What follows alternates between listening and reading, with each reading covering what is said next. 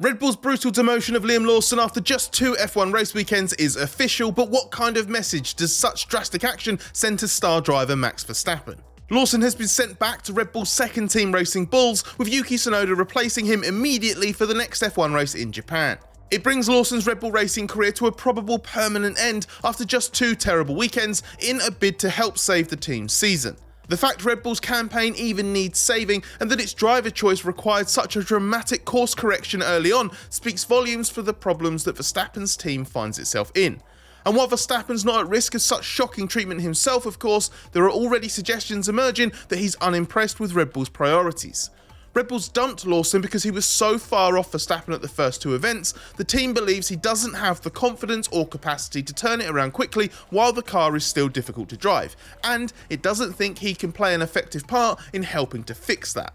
This is despite picking Lawson precisely because Red Bull claimed his potential was higher than Tsunoda's and that his mentality meant he could handle setbacks and pressure. It's a hell of a U-turn in not very much time at all. To make matters more awkward, Red Bull's turned on yet another driver, despite Verstappen insisting Lawson isn't the problem, the car is. This is therefore a move Verstappen is unlikely to fully support, just like he wasn't convinced that Sergio Perez needed to be dumped late last year. What it tells Verstappen is that Red Bull believes underperforming drivers are still at least part of the problem. So is the team still finding ways to point the finger elsewhere, or could this actually be part of the process of addressing the shortcomings of an underperforming technical team and perhaps a misaligned management? It's a massive decision for Red Bull to give Verstappen his 3rd different teammate in 4 events going back to the end of last year.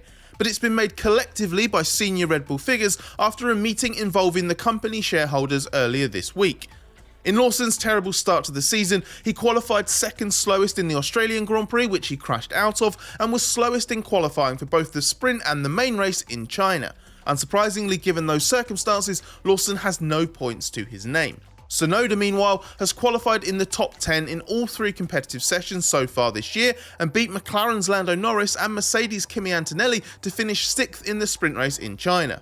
His results in the 2 Grand Prix have been compromised by poor Racing Bull's strategy choices, but by and large this year has started with a continuation of the strong form that had so many believing Tsunoda was the logical choice to replace Perez at the end of 2024, not Lawson. So why the U-turn? Why has Red Bull turned its back on the driver it lauded as the best choice in December 2024 and turned to the driver it was strongly hinting at the same time wouldn't ever get a shot at Red Bull Racing and would have to be let go soon?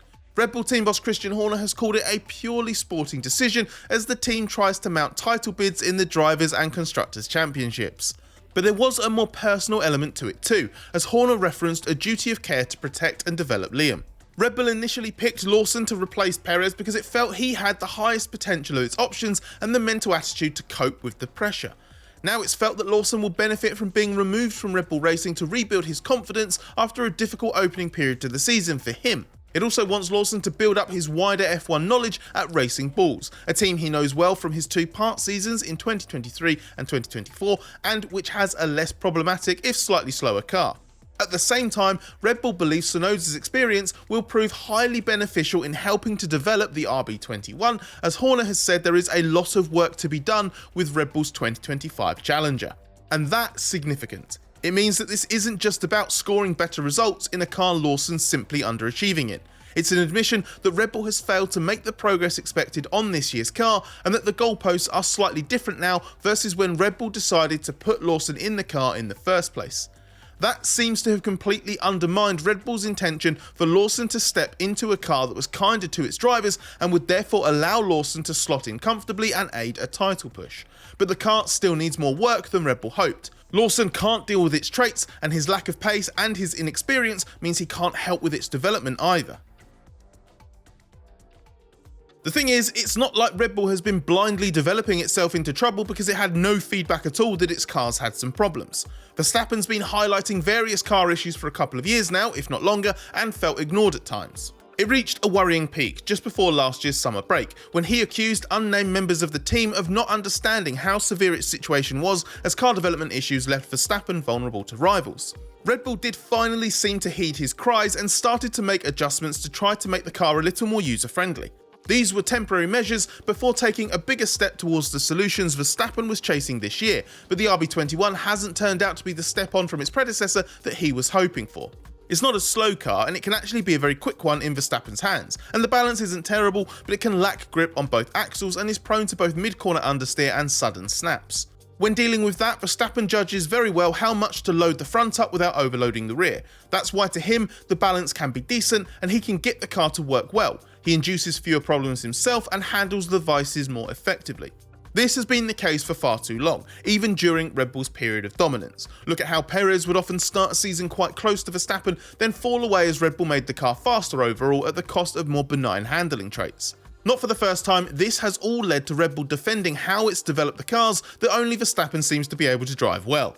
Horner has argued that you've got to produce the quickest car and you're driven by the information that you have and the data that you have, which roughly translates into we don't favour what Verstappen wants, we're working on what the simulations say and what feedback we then get from the drivers. Verstappen's preference for a car with a strong front end and his immense ability to deal with any nastiness associated with that have essentially encouraged Red Bull to keep developing the car the way it felt was fastest, putting pure aerodynamic load before a drivable balance. But even along the way to 4 consecutive World Championships, Verstappen was sounding some alarm bells about particular limitations related to ride quality and curb usage that he worried would catch the team out eventually. And a failure to act on his concerns, either through technical arrogance or simply not knowing any better, has eventually caught up with Red Bull in the form of a car that Lawson was absolutely lost in and that even Verstappen struggles to win with. The situation is now well past the point where Red Bull needs to reassess its car development processes. One suggestion is that the Verstappen camp fears Red Bull doesn't know how to, with the RB21's limitations evidence of its confusion on how to go about it. This brings us back to Verstappen's view that Lawson's struggles aren't just down to the driver, it's the car, a car with limitations Red Bull has consistently underestimated and perhaps still does. There is a hint within the Lawson-Tsunoda swap that Red Bull is at least somewhat aware of the problems and wants a better comparison to Verstappen to get a handle on how much is the car and how much is the second driver. There's a belief within Red Bull that it's needed to rely too much on Verstappen alone during its development process. One theory has emerged within the team around Lawson's strife that he's paid the price for a previous Perez limitation. Supposedly, in the 4 years that Perez was at Red Bull, his technical contribution was nowhere near as comprehensive and insightful as Verstappen's.